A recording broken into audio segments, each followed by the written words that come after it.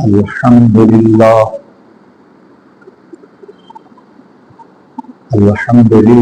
نحمده ونستعينه ونستغفره ونؤمن به ونتوكل عليه ونعوذ بالله من شرور أنفسنا ومن سيئات أعمالنا من يهده الله فلا مضل له ومن يضلله فلا هادي له ونشهد أن لا إله إلا الله وحده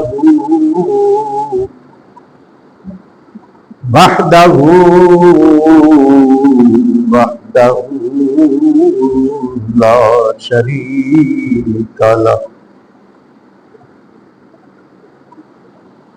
ونشهد أن سيدنا ومولانا وملجأنا ومأوانا محمدا عبده ورسوله أما بعد فأعوذ بالله من الشيطان الرجيم بسم الله الرحمن الرحيم إن الذين يؤذون الله ورسوله لعنهم الله في الدنيا والآخرة وأعد لهم عذابا مهينا صدق الله مولانا العظيم وبلغنا رسوله النبي الكريم الأمين الرؤوف الرحيم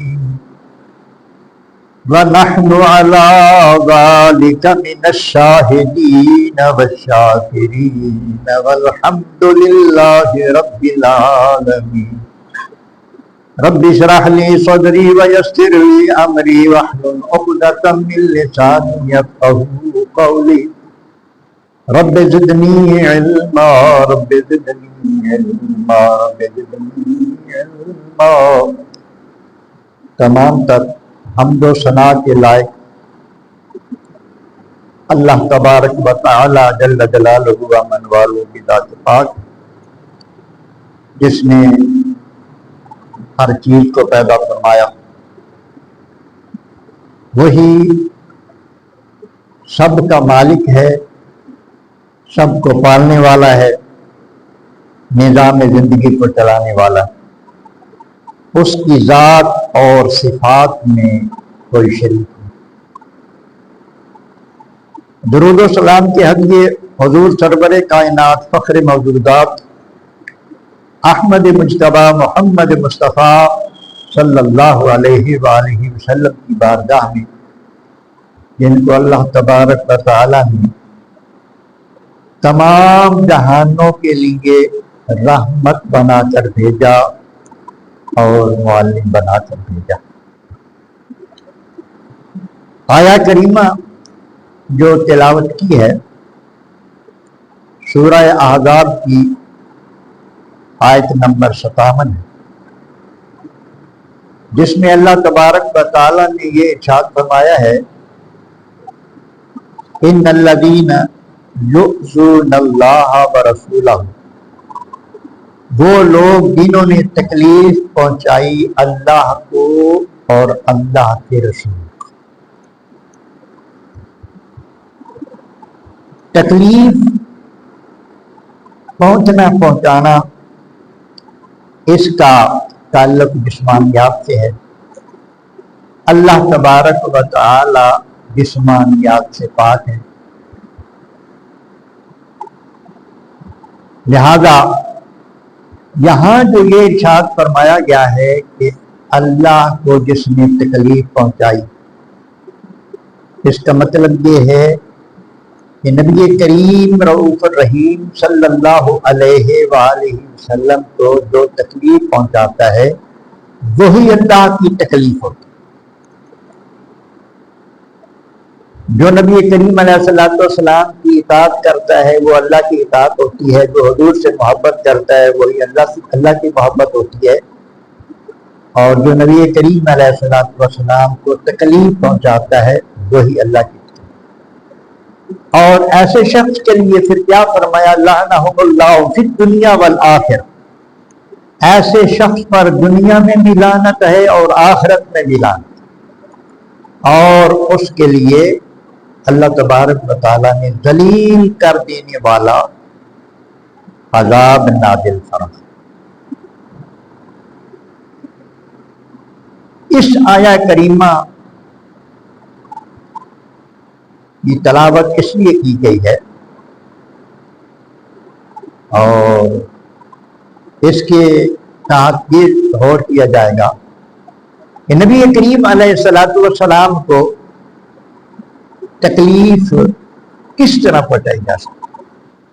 ایک تو نبی کریم علیہ السلام نے یہ ارشاد فرمایا ہے کہ میری اہل بیت کو، حسنین کریمین کو، سیدہ کائنات فاطمہ الزہرا کو، حضرت علی کو جس نے تکلیف پہنچائی اس نے مجھے تکلیف۔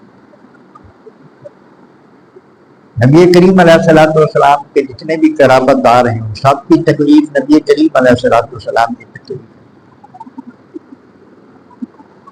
تو مزید اس آیہ کریمہ میں انشاءاللہ آئندہ گفتگو ہوگی۔ ابھی چونکہ ماہ محرم کے دن جا رہے ہیں تو ان دنوں میں حضرت امام حسین علیہ السلام اور آپ کے جانسار ساتھیوں، آپ کے بھائیوں، آپ کے صاحبزادوں کی قربانیاں ہوئیں، تو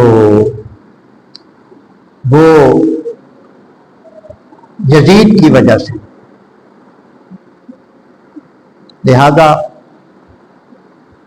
یزید کے بارے میں کچھ لوگ اس کے حمایتی ہیں، اس کے حق میں بولتے رہتے ہیں، اور کچھ تو یہاں تک کہہ جاتے ہیں استغفر اللہ کہ امام حسین غلطی پر تھے، یزید حق پر تھا۔ میں نے کلپ سنا ہے بدبخت یہ کہہ رہا تھا کہ جو کچھ ان کے ساتھ اہل بیت کے ساتھ کربلا میں ہوا ان کی سزا یہی بنتی تھی۔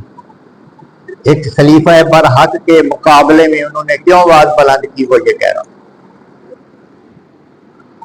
تو آج نبی کریم علیہ السلام کے ارشادات کی روشنی میں اور محدثین کی تشریحات کی روشنی میں ہم اس بات کا جائزہ لیں گے کہ کیا یزید خلیفہ برحق؟ آج اس حوالے سے ساری گفتگو ہوگی۔ میں اب جو آقا علیہ السلام کا ارشاد پڑھنے لگا ہوں یہ روایت البدایہ والنہایہ میں عام طور پر یہ بھی کہا جاتا ہے کہ تاریخ کا پر اعتماد نہیں کیا جا سکتا، کیونکہ جو لڑائیاں جھگڑے صحابہ کرام کے درمیان ہوئے ہیں یہ تاریخ میں بیان کیے ہیں، تو تاریخ میں سارے سچ نہیں ہوتے۔ تو بات یہ ہے کہ تاریخ ساری جھوٹی بھی نہیں ہوتی۔ اب یہ جو روایت البدایہ والنہایہ کی میں پڑھ رہا ہوں، پڑھنے لگا ہوں انشاءاللہ، یہ البدایہ والنہایہ کے جو مصنف ہیں ان کو امام ابن کثیر کہا جاتا ہے۔ اب تفسیر ابن کثیر کا حوالہ دیا جاتا ہے کہ بڑی موت بار تفسیر ہے، تو موت بار کیوں ہے؟ لکھنے والا موت بار، لکھنے والا سکھا ہے، وہ قابل اعتماد ہے، اس لیے تفسیر موت بار ہے۔ تو جب تفسیر لکھی ہے تو معتبر تھا، تو جب تاریخ لکھی ہے تو پھر غیر معتبر ہو، جہاں اس نے جھوٹ بول دیا ہوگا۔ تو الصواعق المحرقہ، اس میں بھی یہ روایت موجود ہے، اور البدایہ والنہایہ میں بھی۔ ارشاد آقا علیہ الصلوۃ والسلام، لا یزال امر امتی قائما بالقسط حتی یکون اول من یسلمہ رجل من بنی امیہ۔ نبی کریم رؤوف الرحیم صلی اللہ علیہ وآلہ وسلم نے ارشاد فرمایا کہ میری امت کا امر حکومت عدل و انصاف کے ساتھ قائم رہے گا۔ نبی کریم علیہ الصلوۃ والسلام نے جو حکومت قائم فرمائی، اور پھر آپ کے خلفائے راشدین نے آپ کے بعد اس حکومت کو چلایا، تو فرمایا کہ یہ عدل و انصاف پر قائم رہے گی۔ پھر ارشاد فرمایا کہ پہلا وہ شخص جو اس نظام کو تباہ کرے گا، عدل و انصاف کو ختم کرے گا، اس نظام کو جو تباہ کرے گا، من بنی امیہ تھا، وہ بنی امیہ میں سے ہوگا، جو قال لہ یزید، اس کو یزید کہا جائے، اس کو کیا کہا جائے گا؟ اس کو یزید کہا جائے گا۔ اور وہ کیا کرے گا؟ امر حکومت کو تباہ کرے گا، یعنی عدل و انصاف کو تباہ کرے گا اور نظام کو بگاڑ دے گا۔ اب جب یہ نظام بگڑ رہا ہو، حضرت امام حسین کیسے اس چیز کو گوارا کر سکتے؟ یہی وجہ ہے کہ آپ میدان میں آئے حضرت امام حسین رضی اللہ تعالیٰ۔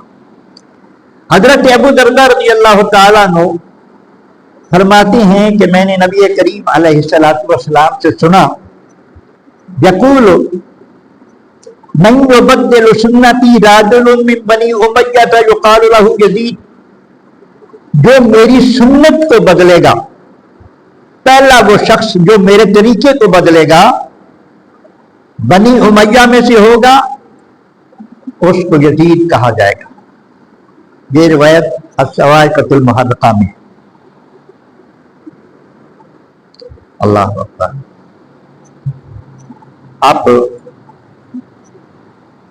اب پتہ چل رہا ہے نا کہ امام حسین رضی اللہ تعالیٰ عنہ نے کیوں اس کے خلاف آواز بلند کی۔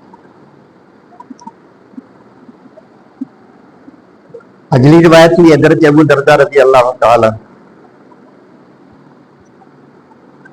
نہیں، حضرت ابو ذر رضی اللہ تعالیٰ عنہ فرماتے ہیں کہ میں نے نبی کریم علیہ السلام سے سنا، اولو من یغیر سنتی رجل من بنی امیہ، البدایہ والنہایہ، پہلا وہ شخص جو میری سنت کو بدلے گا وہ بنی امیہ میں سے ہو۔ نبی کریم علیہ السلام کے قائم کیے ہوئے نظام عدل کو بدلنے والا، نبی کریم علیہ السلام کی سنت کو بدلنے والا بنی امیہ کا یہ یزید ہے۔ حدیث پاک کی شورۂ آفاق کتاب صحیح بخاری، باب قول النبی صلی اللہ علیہ وسلم ہلاک امتی علی یدی اغلیمۃ صفحاء۔ نبی کریم علیہ السلام نے ارشاد فرمایا کہ میری امت کی ہلاکت چند بے وقوف لڑکوں کے ہاتھوں سے ہوگی۔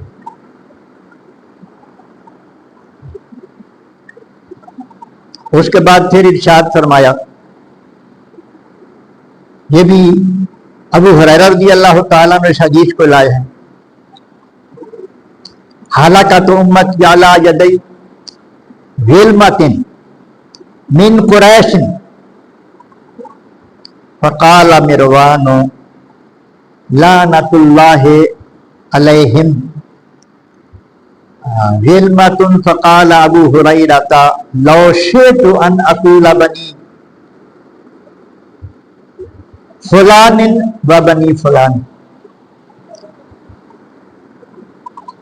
नबी करीम रऊफ़ुर रहीम सल्लल्लाहु अलैहि वसल्लम ने इरशाद फरमाया कि मेरी उम्मत की हिलाकत कुरैश के चंद लड़कों के हाथों होगी। हज़रत अबू हुरैरा रज़ी अल्लाह ताला ने ये रिवायत जब बयान फरमाई तो मिरवान ये भी बड़ा जालिम था, ये बनी उमैया का शख्स था और यजीद के ज़माने में ये मदीने का गवर्नर था। हज़रत अबू हुरैरा से ये सुनकर उसने कहा कि उन लड़कों पर अल्लाह की लानत। अल्लाह अकबर। तो हज़रत अबू हुरैरा रज़ी अल्लाह ताला अन्हु इरशाद फरमाते हैं कि मैं चाहूं तो बता सकता हूं उनके नाम भी जिनके हाथों उम्मत तबाह होगी और उनके बापों का नाम भी मैं बता सकता हूं।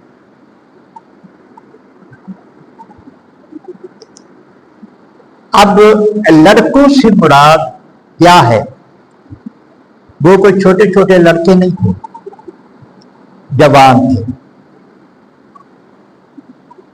उनकी अकल जो थी वो कमजोर, बेअकल थे, बेवकूफ थे।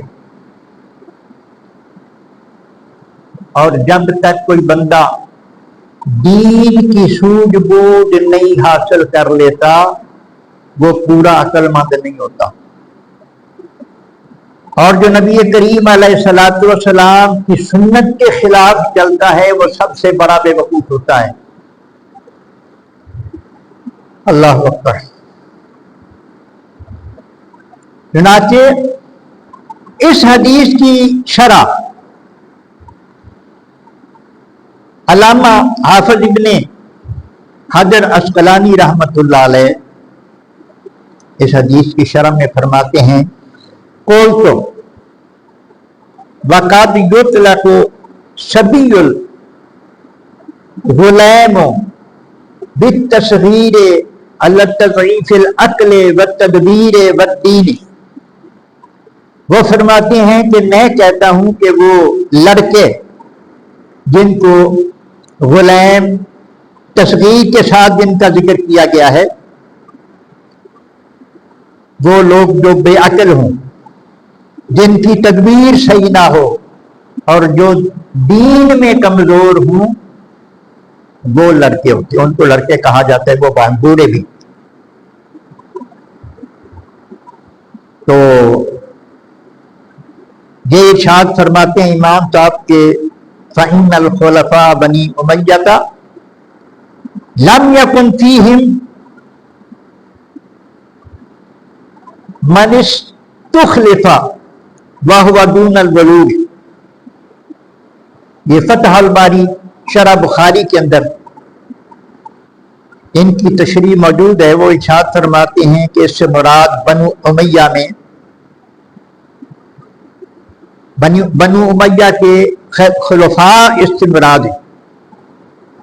उनमें कोई ऐसा मर्द न था जो उम्र के एतबार से नाबालिग हो, बल्कि वो अक्ल के एतबार से नाबालिग थे।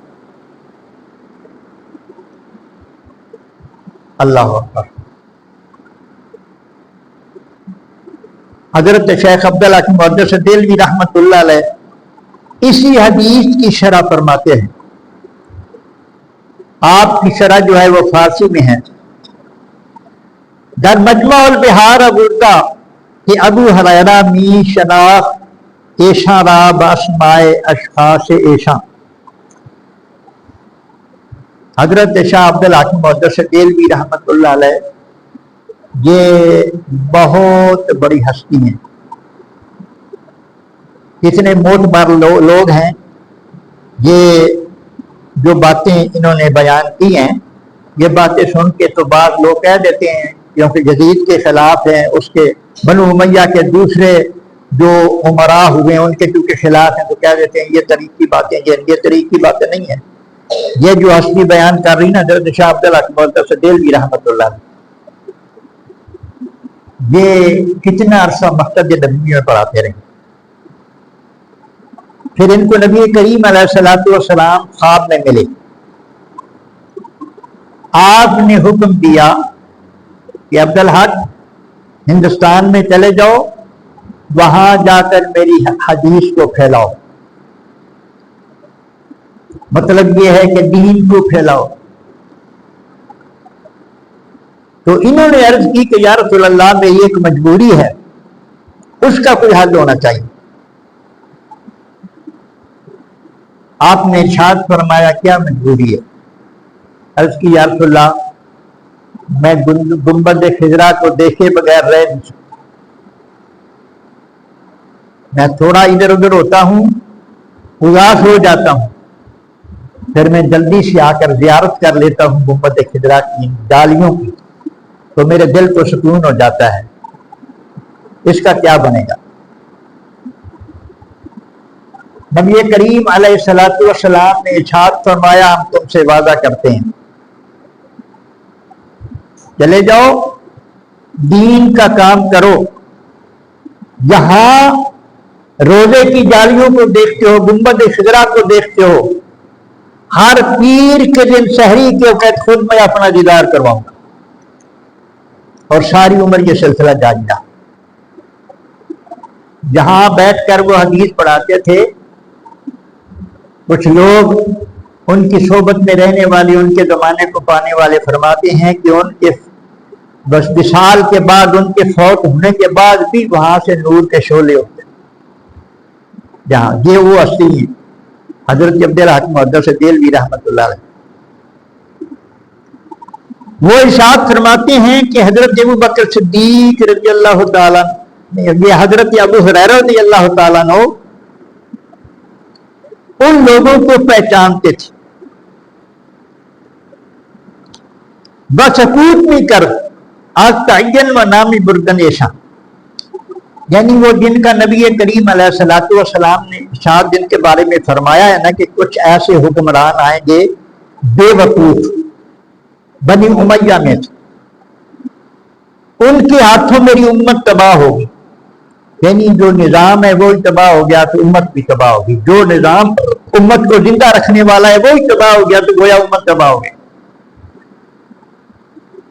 حضرت ابو ہریرہ رضی اللہ تعالیٰ عنہ ان لوگوں کو بھی جانتے ہیں اور ان کے نام بھی جانتے ہیں، لیکن ان کا ذکر اس لیے نہیں کرتے کہ از جہت ترس و مفسدہ، کیونکہ یہ خطرہ تھا کہ اگر ان کے نام لیے جائیں تو فساد برپا ہو جائے گا، وہ تو قتل کر دیں۔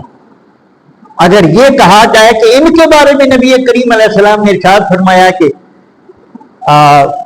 ان لوگوں کے ہاتھوں میری امت تباہ ہوگی، تو وہ تو قتل کر دیں گے، وہ ایسے ہی تھے۔ انشاءاللہ آگے سارا ذکر آتا ہے۔ آگے آتی ارشاد فرماتے ہیں وہ مراد یزید بن معاویہ عبید اللہ بن زیاد بامنند ایشا اند،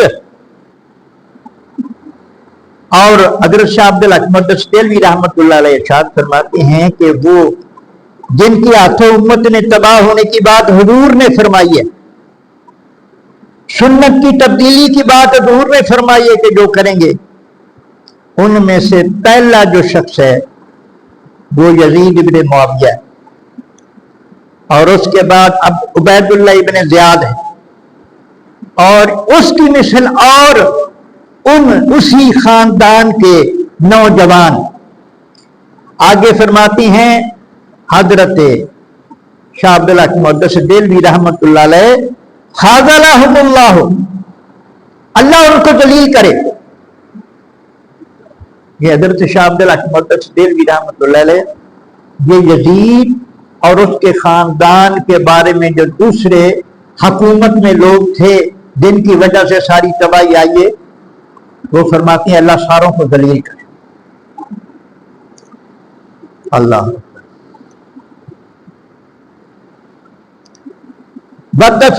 بتحقیق صادر شد از ایشا از قتل اہل بیت پیغمبر علیہ الصلوۃ والسلام. ارشاد فرماتے ہیں حضرت شاہ عبد الحق محدث دہلوی رحمۃ اللہ علیہ کہ تحقیق سے یہ بات ثابت ہے کہ اہل بیت کے اطہار کا قتل انہی لوگوں کے ہاتھوں ہوا ہے.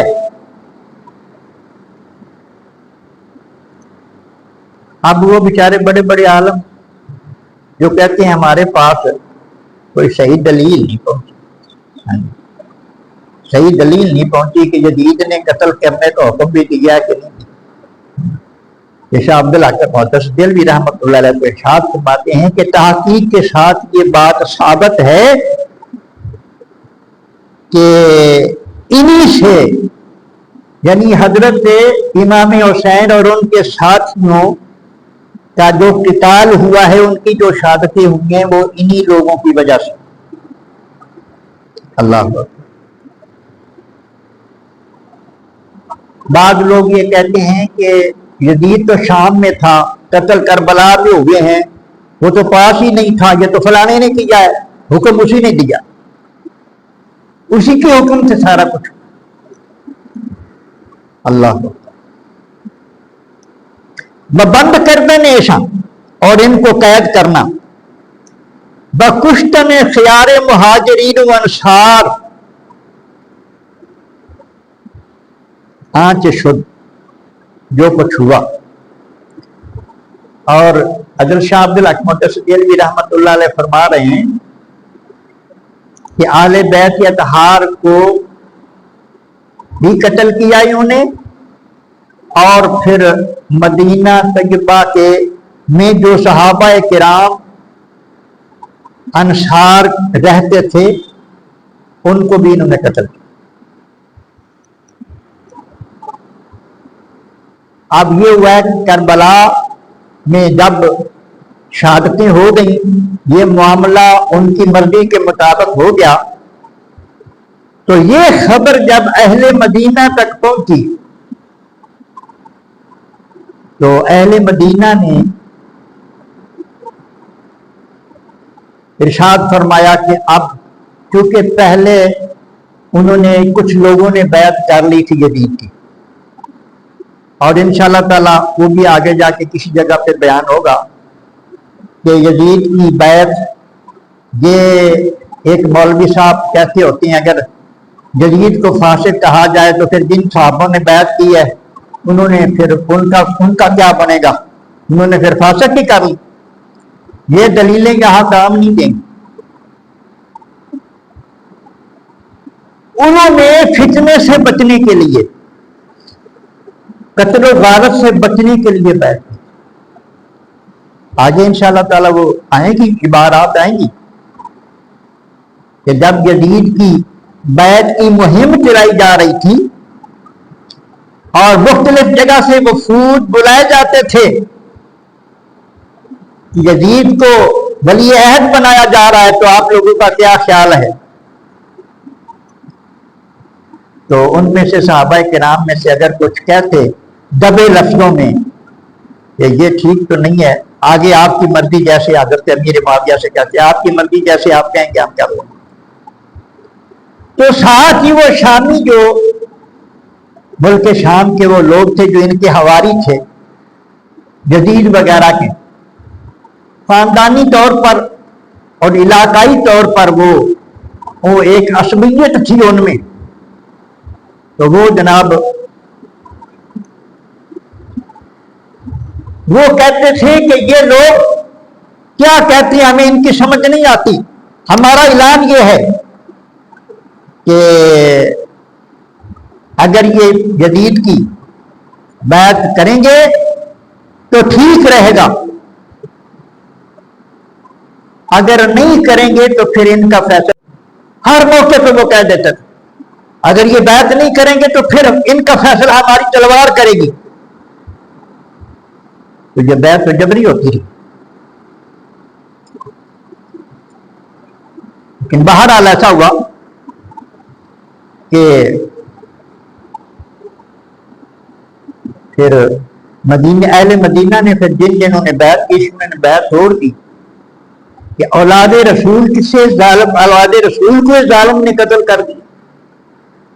جب بیعت توڑ دی تو پھر یزید نے اپنا لشکر مدینہ طیبہ پر حملہ کرنے کے لیے بھیجا. وہ مدینہ طیبہ ہے. حضرت عثمان غنی کا محاصرہ ہو چکا ہے. باغیوں نے آپ کے گھر کو گھیرا ڈال دیا ہے. وہ کہہ رہے ہیں کہ یا حکومت سے دستبردار ہو جائیں یا قتل کے لیے تیار ہو جائیں. جب عثمان غنی رضی اللہ تعالیٰ عنہ خلافت پر تھے، اس دور کی بات ہے، صحابہ آپ کے پاس آئے.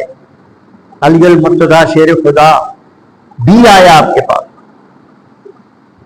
انہوں نے آ کر کہا کہ اے امیر المومنین، آپ ہمیں اجازت دیں، یہ بکھرے ہوئے ہیں، یہ باغی یہ باتوں سے نہیں مانیں گے، ان کے ساتھ لڑائی کرتی ہیں اور ان کو شکست دے کر یہاں سے بھگائیں گے تب جائیں گے. یہ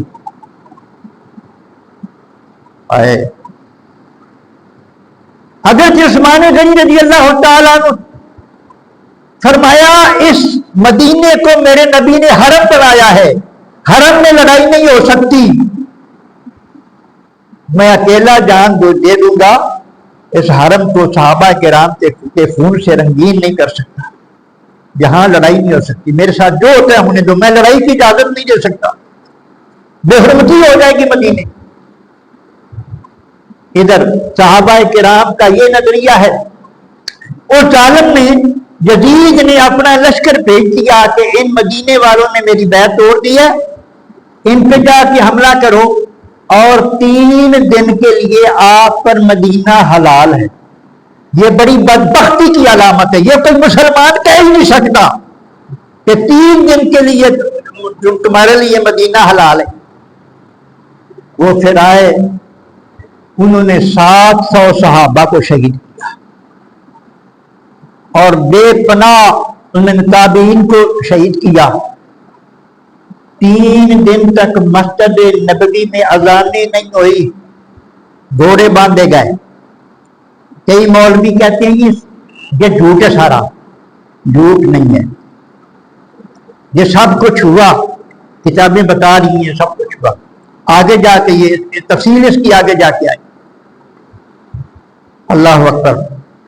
تو حضرت شاہ عبد الحق محدث دہلوی رحمت اللہ علیہ ارشاد فرماتے ہیں وَکُشْتَنِ خِیَارِ مہاجرین و انصار کہ شد جو کچھ ہوا انہوں نے مہاجرین کو قتل کیا.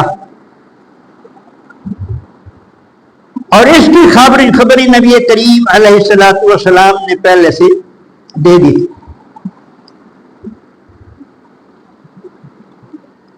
حضرت ابو ہریرہ رضی اللہ تعالیٰ عنہ یہ روایت کرتے ہیں کہ اعوذ باللہ من امارت الصبیان قالوا وما امارت الصبیان. نبی کریم رؤوف الرحیم صلی اللہ علیہ وآلہ وسلم کے ارشاد یہ ابو ہریرہ سنا رہے ہیں کہ نبی کریم علیہ السلام نے ارشاد فرمایا میں لڑکوں کی حکومت سے پناہ مانگتا ہوں. یہ حضور فرما رہے ہیں. اور آپ نے یہ بھی ارشاد فرمایا کہ سن 60 کی حکومت سے پناہ مانگتا ہوں. آگے وہ الفاظ آئیں گے، یہاں نہیں آگے آئیں گے. میں سن 60 کی، یہ سن 60 میں اس جدید کی حکومت قائم ہوئی. لڑکوں کی حکومت سے پناہ مانگتا ہوں. یہ خود بھی ابھی جوانی کی حالت میں تھا. حضرت امیر معاویہ رضی اللہ تعالیٰ کے رسال کے بعد اس نے حکومت سنبھالی جدید میں، اور جتنے بھی اکابر صحابہ تھے ان کی حکومت میں سب کو معزول کر دیا اور اپنے خاندان کے لڑکے اس میں وہاں مقرر کر دیے اور ان کو دے دی. اس کا مطلب یہ تھا کہ یہ صحابہ تو رکاوٹ بنیں گے، میں جو بے حیائیاں کرنی ہیں تو رکاوٹ بنیں گے، میرے اپنے جیسے ہی ہونی چاہیے. اللہ قالوا وما امارت الصبیان. نبی کریم علیہ السلام نے جب یہ ارشاد فرمایا کہ میں لڑکوں کی حکومت سے پناہ مانگتا ہوں. تو صحابہ نے عرض کیا یا رسول اللہ کہ کون سے لڑکے اور کیسی عمارت، یعنی وہ کس طرح کی ہوگی؟ اب سارا راز اس حدیث پاک میں کھل گیا. حضور نے پناہ مانگی ہے یزید کی حکومت سے، تشریح میں یہی کچھ آیا ہے، یزید کی حکومت سے اور بنو امیہ کے خاندان کی حکومت سے. حضرت امیر معاویہ رضی اللہ کے بعد جو دور 60 ہجری کا دور ہے، اس نبی کریم علیہ السلام نے پناہ مانگی. صحابہ کرام نے عرض کی کہ یا رسول اللہ وہ حکومت کیسی ہوگی؟ قال حضور علیہ السلام نے ارشاد فرمایا ان اطعتموہم ہلاکتم اے فی دینکم. نبی کریم علیہ السلام نے ارشاد فرمایا کہ اگر تم ان کی اطاعت کر لو گے، اگر تم ان کی حکومت کو مان لو گے تو تمہارا دین تباہ ہو جائے.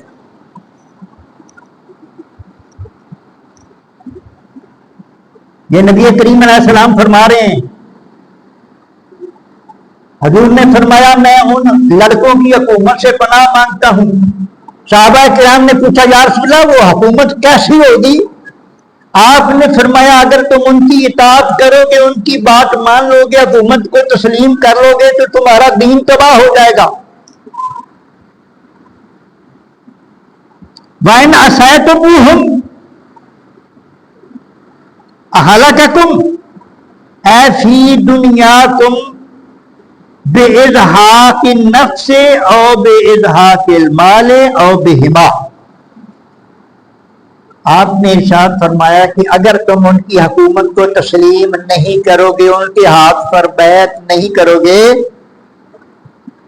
تو پھر تمہاری دنیا ہلاک ہو جائے گی، تمہاری جان بھی ہلاک ہو سکتی ہے، یا تمہارا مال وہ چھین لیں گے، یا دونوں چیزوں سے تمہیں محروم کر دیں گے.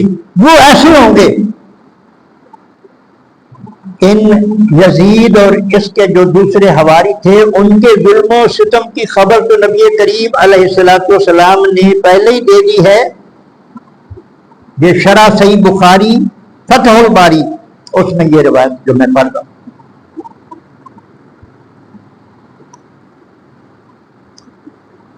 حضرت ابو سعید خدری رضی اللہ تعالیٰ عنہ ارشاد فرماتے ہیں یکون خالف من بعد 60 سنة اضاعوا الصلاة واتبعوا الشهوات فسوف يلقون غيا.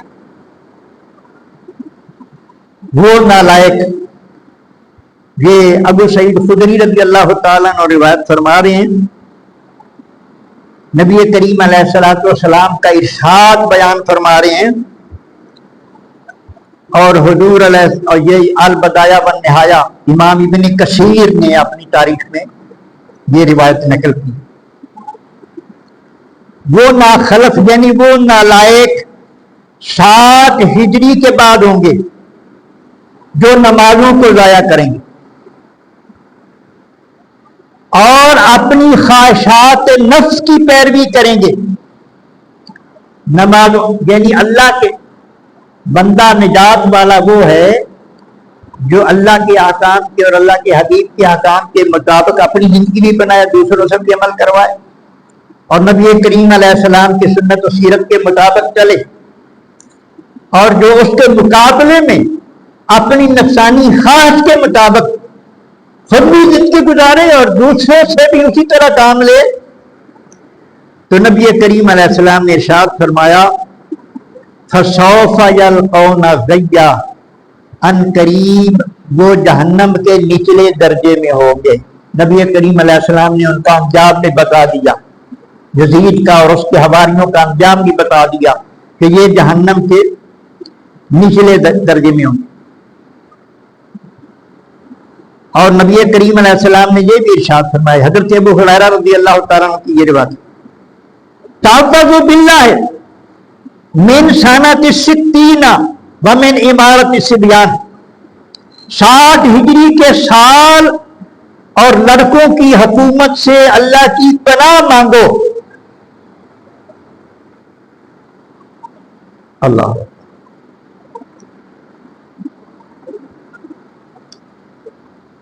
دال للارض من شر قد اقترب على راس 60 تشہیرا لامارۃ غنیمۃ والصدقۃ غراما والشہادۃ بالمعرفۃ والحکم باللہ. اللہ اکبر. حضرت ابو ہریرہ رضی اللہ تعالیٰ عنہ سے یہ بھی روایت ہے، نبی کریم علیہ السلام نے ارشاد فرمایا اہل عرب کے لیے ہلاکت ہے اس شر کے سبب جو 60 ہجری سے شروع ہوئے گا. 60 ہجری میں یزید کی حکومت قائم ہوئی اور 60 ہجری میں ہی انہوں نے اجرت رسول کو قتل کیا.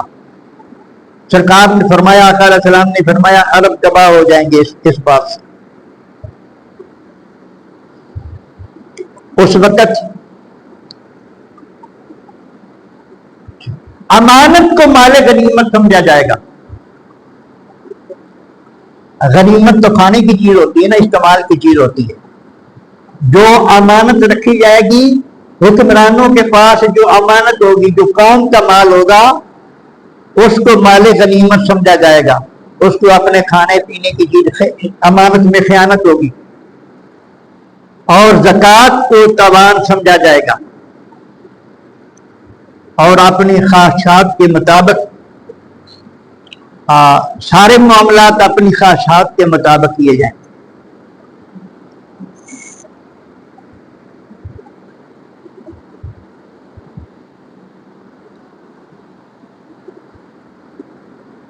یہ مضمون میں نے اس لیے اختیار کیا ہے کہ میڈیا پر کچھ لوگ اندر کے کوڑے حضرت امام حسین رضی اللہ عنہ کو قصوروار قرار دیتے. یزید کی حکومت جو قائم ہو گئی تھی، پھر کیا ضرورت تھی ان کو؟ اور نبی کریم علیہ السلام نے کیا فرمایا یزید کی حکومت کے بعد؟ حضور نے تو فرمایا کہ ان کی بات مانو گی تو تمہارا دین تباہ ہو جائے گا. اسی واسطے تو کہتے ہیں امام حسین نے دین کو بچایا، دین کو بچانے کے لیے گئے. اللہ. اور یزید کی حکومت کے بارے میں نبی کریم علیہ الصلوۃ والسلام نے بہت کچھ فرما دیا. وَكَانَ مَعَ أَبِي هُرَيْرَةَ رضی اللہ عنہ علم النبی صلی اللہ علیہ وسلم. یزید کے بارے میں اوپر والی ساری روایات کو نبی کریم علیہ الصلوۃ والسلام سے حضرت ابو ہریرہ نے روایت فرمائی ہیں. ابو ہریرہ رضی اللہ عنہ تو ان کا علم تھا. فَإِنَّهُ كَانَ يَدْعُو اللَّهُمَّ إِنِّي أَعُوذُ بِكَ مِن رَأْسِ 60 وَإِمَارَةِ الصِّبْيَانِ فَاسْتَجَابَ اللَّهُ فَوَفَّاهُ لَهُ سَنَةً 59. حضرت ابو ہریرہ رضی اللہ عنہ سے روایت میں یہ ہے کہ حضرت ابو ہریرہ رضی اللہ تعالیٰ عنہ حضور سے جب بات سنی کہ جو بڑی خطرناک آئے گی، یہ سن 60 جو ہے نا بہت خطرناک ہو گئی. حضرت ابو ہریرہ رضی اللہ تعالیٰ عنہ دعا کرتے تھے، اپنی دعا میں کہتے تھے کہ یا اللہ سن 60 ہجری تو میں پناہ مانگنا تیری پر، میں نے اپنی پناہ چ لے لا. یا اللہ میں نے یہ سن نہ وکھائی. پتہ سی اہل بیت صحاب دے نال ظلم ہونا ہے، اہل مدینہ تے یہ ظلم ہونا ہے، اہل مکہ تے یہ ظلم. پتہ تو وہ فرماتے ہیں کہ سن 60 ہجری تو پہلے 59 ہجری کے اندر ہی حضرت ابو ہریرہ رضی اللہ تعالیٰ عنہ اللہ پاک نے انہوں نے وفات دے دی. ابھی نبی کریم علیہ الصلوۃ والسلام کے ارشادات میں نے آپ کو سنائے جو یزید اور اس کی حکومت کے بارے میں حضور نے فرمایا. اس کی وجہ سے تباہی، امت کی تباہی نبی کریم علیہ السلام نے فرمایا یہ قربانیاں رنگ لائیں. تو انہوں نے اگر امام حسین بھی بیعت کر لیتے تو اس کی نفوست یہی ہونی تھی کہ دین نام کا رہ جانا تھا. اب بھی جو قدریں ہیں وہ ان کی قربانیوں کا صدقہ ہے. تو آئندہ انشاءاللہ پھر صحابہ کرام کے کیا ارشادات ہیں یزید کے بارے میں یہ آئندہ بشرط زندگی بیان ہوگی۔ اللہ پاک سمجھنے کی عمل کی توفیق عطا فرمائے۔